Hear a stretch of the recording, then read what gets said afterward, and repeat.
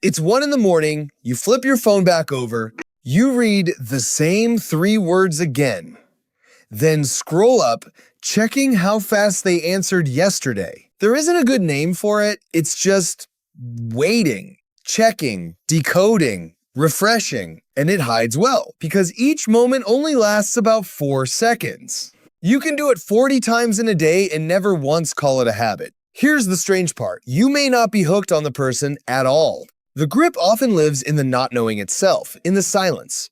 It's the gap between signals. More than anything, they actually said. It takes things quietly, too. Sleep first, then afternoons you can't quite enjoy. Then something smaller and harder to name.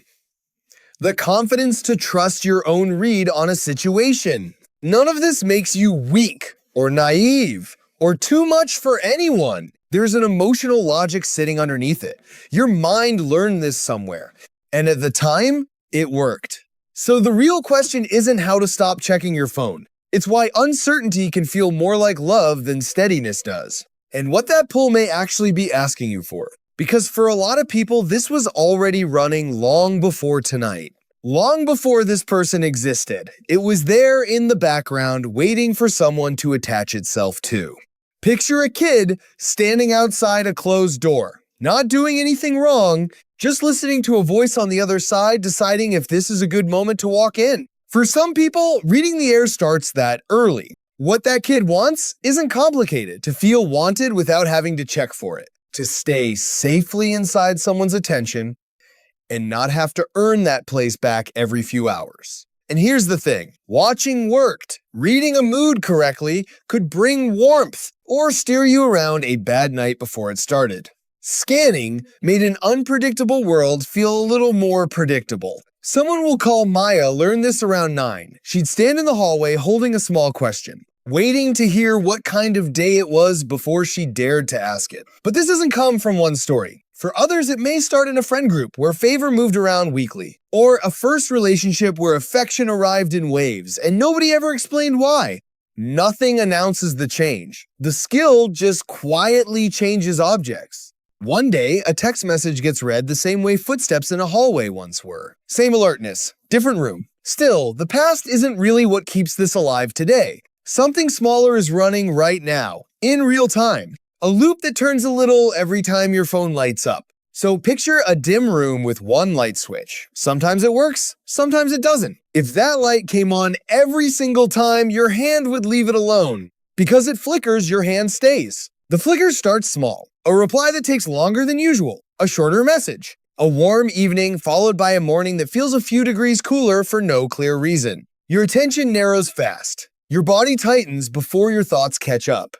Then your mind starts writing explanations. Some people call that hypervigilance. It really just means staying alert so nothing can surprise you. Then comes the doing, rereading, checking twice, sending a small message that's really a test, over-explaining, or going quiet first so the silence at least belongs to you. And when something finally arrives, even something small and thin, it lands like the light coming on. The room makes sense again, and the not knowing stops for maybe 10 minutes. That relief is what teaches the loop. Watching worked, so next time your hand reaches faster. And a light that flickers will hold your attention far longer than one that simply stays on.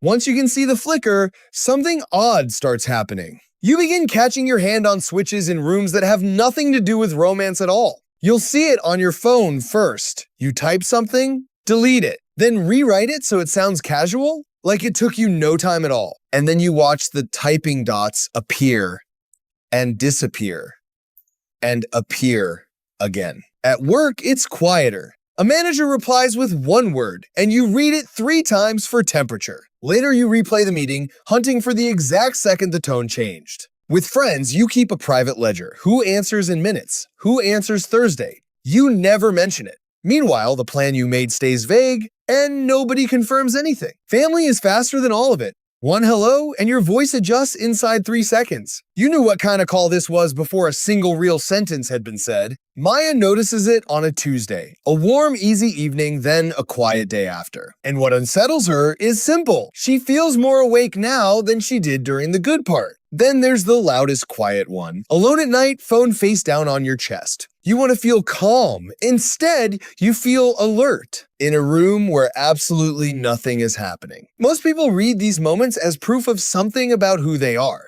And that reading, more than the waiting itself, is often what makes the whole thing so heavy to carry. The words people use on themselves here are brutal, needy, obsessive, too much, exhausting. Most of them show up automatically, like they were already loaded and waiting for a reason. But needy isn't quite what's happening here. This may be a trained skill rather than a character flaw.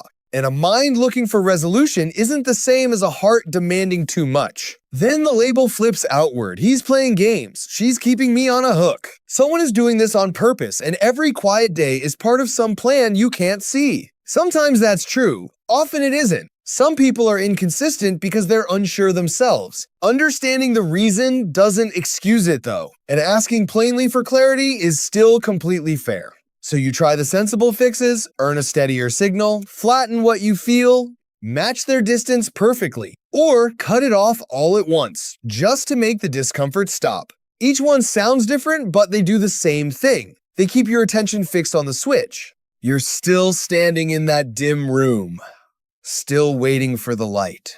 Which is why defeating this pull may not be the goal at all.